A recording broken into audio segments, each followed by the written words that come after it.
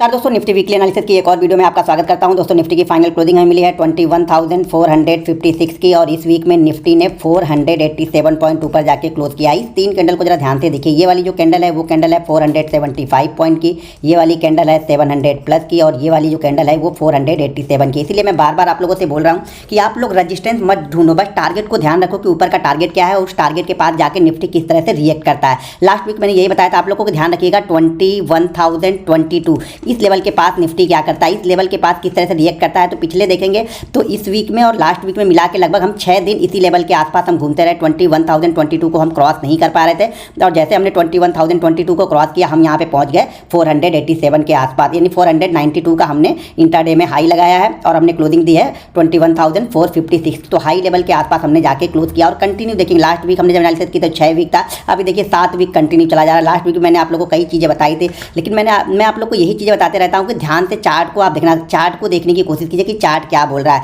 यहाँ पे सेलिंग करने की कोशिश मत कीजिए। कब तक आप कोशिश मत कीजिए, जब तक कम से कम एक वीक निफ्टी रेड कैंडल ना बनाए। पिछला लो बहुत इंपॉर्टेंट होता है। जो भी जिन्होंने भी बाइंग किया होगा इस वीक में वो वीकली चार्ट पे चार्ट को देखेंगे और लास्ट वीक का जो लो होगा यानी इस वीक का लो ये है। अब मंडे से जो भी नए ट्रेडर यहाँ पे घुसेंगे उनका स्टॉप लॉस ये रहेगा, ये ध्यान रखिएगा। जब तक मार्केट इस लेवल के नीचे नहीं आएगा, यानी अब मार्केट के लिए जो सपोर्ट है वो 21,022, ये एक इंपॉर्टेंट सपोर्ट जोन है, ध्यान रखिएगा। जब तक मार्केट 21,022, 20,988 के ऊपर है तब तक यहाँ पे कोई भी एग्रेसिव सेलर नहीं आएगा। देखिए जब मार्केट सेल करना होगा ना तो चार्ट पे आपको दिखेगा, चार्ट पे टॉप पे कोई कैंडल दिखेगी, उस कैंडल के हिसाब से हम डिसाइड कर सकते हैं हमारा जो टारगेट हमारा क्या। मैंने आपको क्लियर कट बताया था कि जब मार्केट देखिए यहाँ पे ऑल टाइम हाई के पास गया, मार्केट ने टाइम बिताया और इस राउंडिंग पैटर्न को ब्रेक किया। ब्रेक करने के बाद मार्केट ने नया हाई बनाया, फिर से मार्केट यहाँ पे राउंडिंग पैटर्न। और मैं आप लोग को यही बता रहा था 2 वीक से, ये बता रहा हूँ कि इस चार्ट का जो टारगेट हमारा निकल के आएगा ये देखिए 18,800 है, ऊपर देखिए यहाँ पे 20,200 था। तो ये जो ये पॉइंट है ये हमारे लिए टारगेट हो गया कितने 1400 हमारे लिए टारगेट हो गया। तो अब हम कहाँ से यहाँ से निकल गए, कहाँ से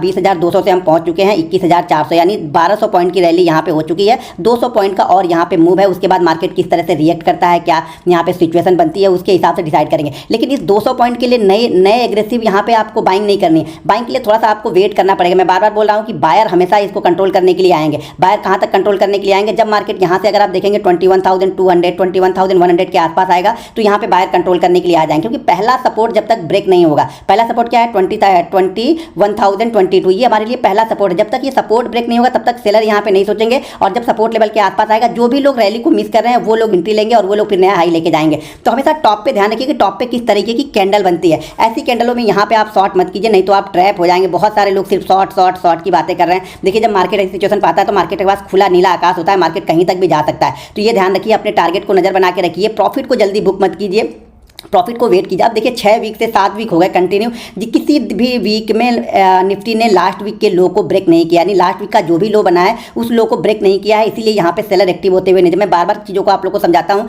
कि जब तक लास्ट वीक हो सकता है कि यहाँ पे एक आध वीक रेड कैंडल बने, हमारे लिए कोई इसमें वो नहीं है कि रेड कैंडल नहीं बनेगी, रेड कैंडल बने, लेकिन क्या वो रेड कैंडल यहाँ पे 21,000 को ब्रेक करती है, 21,022 को। जब तक वो ब्रेक नहीं करेगी एग्रेसिव सेलिंग यहाँ पे नहीं आएगी। हो सकता है यहाँ तक, ये काफ़ी दूर है, यहाँ से 400 पॉइंट 450 पॉइंट दूर है। तो इसीलिए जब भी यहाँ पे पोजीशन देखिए, पोजीशन छोटी होनी चाहिए। अगर आपने इस ब्रेकआउट पे ट्रेड लिया, ये इंपॉर्टेंट ब्रेकआउट था 20,022 मैंने बताया था, ये इंपॉर्टेंट ब्रेकआउट था। अगर यहाँ पे आपने पोजीशन ली हुई है तो अब आपका स्टॉप लॉस यहाँ से कम ये बड़ी कैंडल का 200-300 पॉइंट, अगर आप थोड़ा सा और रिस्क ले सकते हैं तो 21,022 ये आपका यहाँ पे एसएल निकल के आएगा, क्योंकि जब तक ये ब्रेक नहीं करेगा यहाँ पे एग्रेसिव सेलिंग कोई नहीं आएगी। एग्रेसिव सेल देखिए, अब तो जो आईटी है वो भी बहुत अच्छा कर रही है, बैंक अच्छा कर ही रहे हैं, आईटी कर रही है, बैंक कर रहे हैं, रियल एस्टेट कर रहे हैं, तो काफ़ी मार्केट को काफ़ी सपोर्ट यहाँ पे मिल रहा है। तो यहाँ पे सेल करने की कोई जल्दी मत कीजिए। आप देखिए कि ये मार्केट नीचे आता है, नीचे आने के बाद कोई रेंज बनाता है और रेंज को वापस ऊपर की साइड में ब्रेक करता है, तो वहाँ पे बाइंग अपॉर्चुनिटी अच्छी रहेगी। अब यहाँ पे जो भी बाइंग होगी, अगर आपने यहाँ पे बाइंग किया है और यहाँ पे बाइंग करें तो आप थोड़ा सा रिस्क तो ले ही रहे, तो ध्यान रखिएगा यहाँ पे आप रिस्की ट्रेड होगा बाइंग का।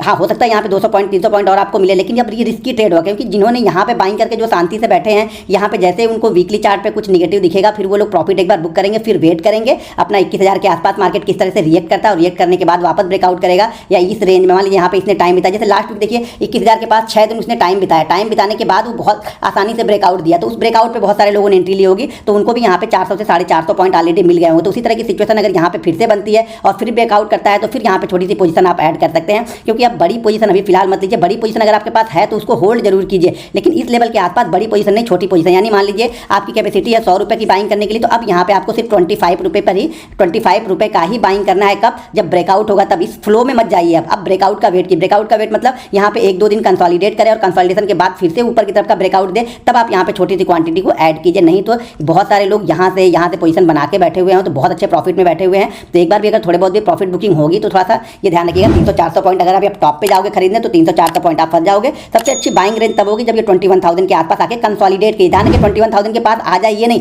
21,000 के आसपास आके कंसोलिडेट करें, कंसोलिडेशन के बाद जो भी रेंज बनाए उस रेंज को वापस ये ब्रेकआउट करें। मूविंग एवरेज दिखाने का कोई मतलब नहीं, क्योंकि ऑलरेडी मूविंग एवरेज हम बहुत ऊपर चल रहे हैं और यहाँ पे जो हमारा राउंडिंग पैटर्न था उसके टारगेट के आसपास भी हम यहाँ पे पहुंचने वाले हैं। जो ऊपर की साइड में इंपॉर्टेंट अब हमारे लिए लेवल है, वो लेवल मेरे लिए है 21,666 का। ये लेवल हमारे लिए ऊपर की साइड में इंपॉर्टेंट है, और बिल्कुल शॉर्ट टर्म अगर देख रहे हैं तो हमारे लिए इंपॉर्टेंट लेवल है 21,222 नीचे की साइड का, जो कि लास्ट वीक मैंने बताया था कि ये टारगेट आपको 21,222 और 21,444 का यहाँ पे निफ्टी दिखा सकता है। तो ये दोनों टारगेट हमारे अचीव हो चुके हैं। अब ये राउंडिंग पैटर्न का टारगेट बचा हुआ है, लेकिन ऑलरेडी यहाँ से हम 1200 पॉइंट का मूव कर चुके हैं, ये भी आपको नजर बना के रखनी पड़ेगी। तो ये हमारे लिए इंपॉर्टेंट लेवल होंगे लास्ट वीक के लिए 21,022। अगर ये ब्रेक करता है तो फिर 21,022 के पास में आएंगे। अगर ब्रेक करता है 21,222 को, तब तो यहाँ पे आप नजर बना के जरूर रखिएगा। बस यहाँ पे ज़्यादा एनालिसिस करने की जरूरत नहीं होती। मैं बार बार बोलता हूँ कि जब मार्केट का ट्रेंड अप है ना, तो आप यहाँ पे रजिस्टेंस ढूंढने मत, बस वो टारगेट ढूंढो, उस टारगेट के पास रुक रहा फिर ब्रेक कर रहा तो वहाँ बने रहो।